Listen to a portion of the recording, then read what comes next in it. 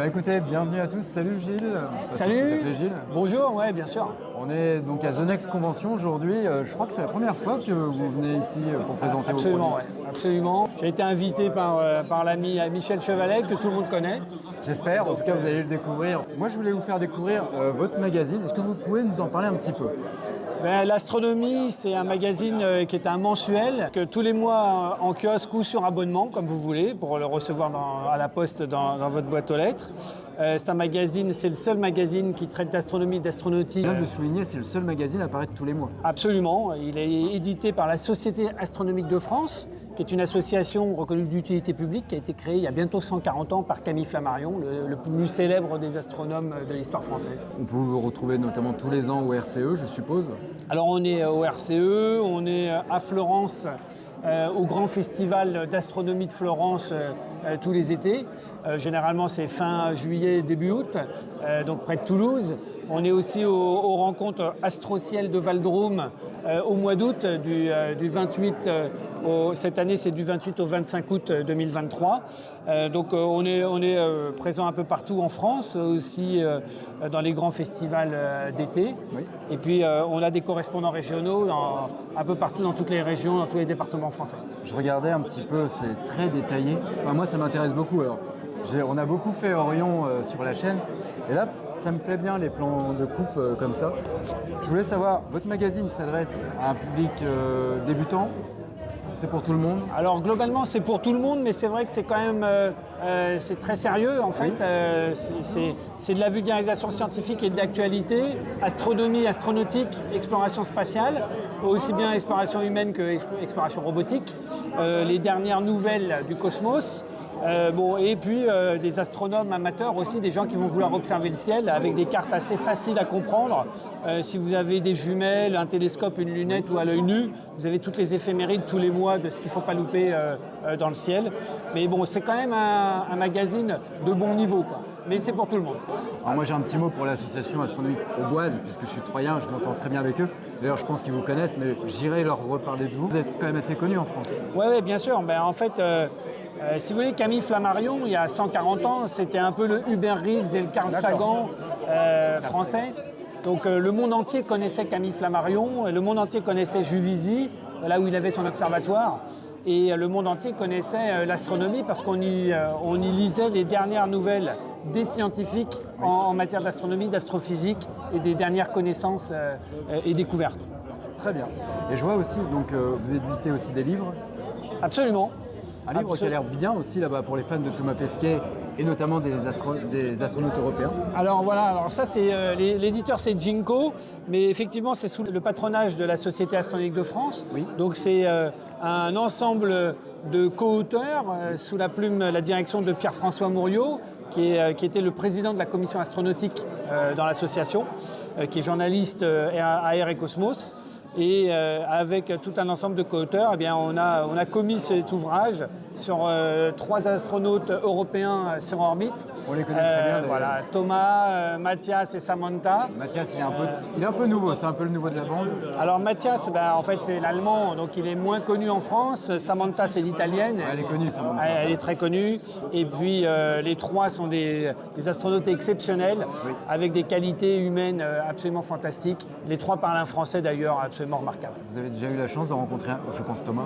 Alors Thomas, oui, on a rencontré régulièrement Thomas à l'association. Moi-même aussi, j'ai eu la chance de le rencontrer à Paris. C'était systématiquement moi à Paris.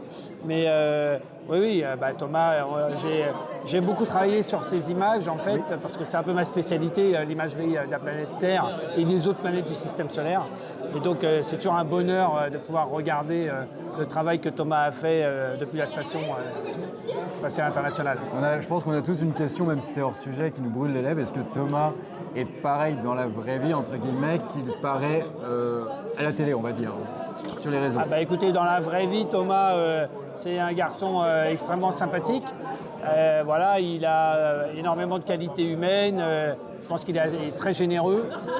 Et puis, on voit toujours quand même dans la vie aussi qu'il est extrêmement concentré. Il est capable de s'adapter à toutes les situations. Donc ça, c'est assez remarquable aussi. Et puis surtout, voilà, il a les idées claires, il s'exprime parfaitement bien en public. Comme en privé, quoi. Il a la passion. Voilà, il a ce rêve aussi de faire partie potentiellement du programme Artemis. Ouais, alors ça c'est compliqué parce que l'Europe est pas forcément la mieux placée pour envoyer des astronautes. On a participé au programme grandement quand même. Alors tardivement, on a effectivement ratifié le programme Artemis, mais oui, on a une possibilité effectivement européenne. La France est impliquée également, mais bon, nous verrons quels seront les astronautes européens qui seront choisis d'abord pour faire le tour de la Lune, puis après éventuellement pour y mettre le pied, mais on ne croit pas que ça puisse être avant 2027, 2028, peut-être même 2029, 2030 au mieux. J'ai une question peut-être un peu complexe, parce que là on s'adresse surtout à un public averti, ou en tout cas débutant. Pourquoi passer par exemple d'une vidéo YouTube à la lecture? Quelle serait pour vous la meilleure raison, en tout cas pas de délaisser YouTube par exemple, mais de passer de temps en temps à de la lecture papier? En fait, c'est très complémentaire en fait. Je pense qu'il y a des temps pour tout. Oui. YouTube, ça peut être confortable sur un tout petit écran, mais c'est quand même mieux sur un écran un peu plus important.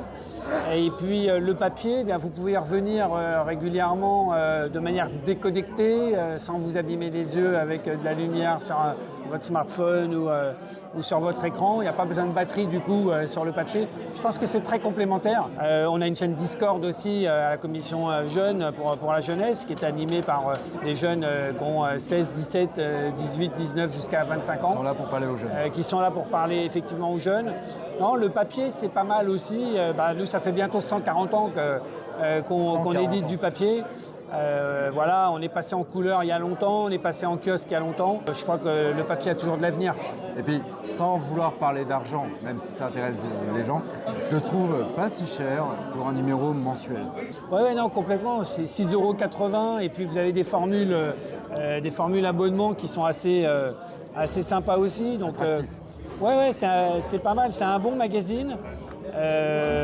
Moi, je pense qu'il vaut mieux l'acheter sur abonnement, comme ça on est sûr de l'avoir dans sa boîte aux lettres, même avant tout le monde, avant qu'il sorte en kiosque. Et du coup, ça permet quand même de se tenir informé de l'actualité astronomique et spatiale. Vraiment de manière... il n'y a pas de fake news dedans. C'est très sérieux, c'est pas mal.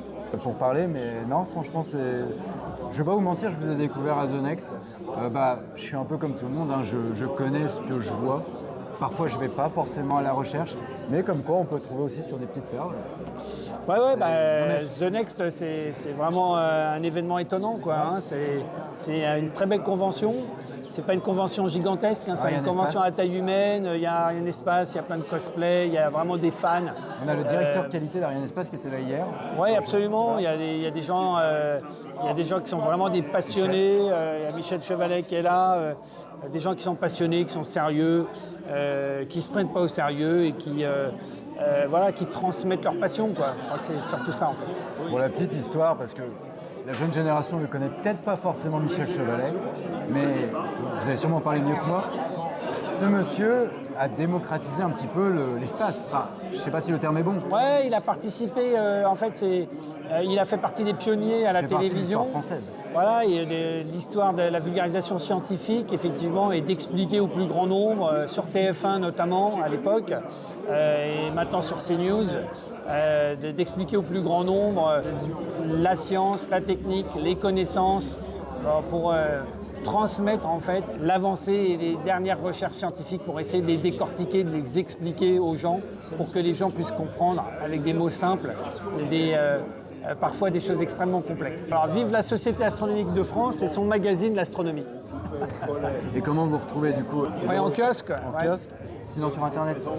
Oui, sur le site internet saf-astronomie.fr. Ou l'astronomie.fr. Voilà, on a 2 sites internet qui permettent de s'abonner. Il existe une version dématérialisée? Alors il y a une version électronique effectivement. Après, on peut s'abonner aux deux ou choisir que le papier, que l'abonnement au numéro ou à l'article aussi. Salut!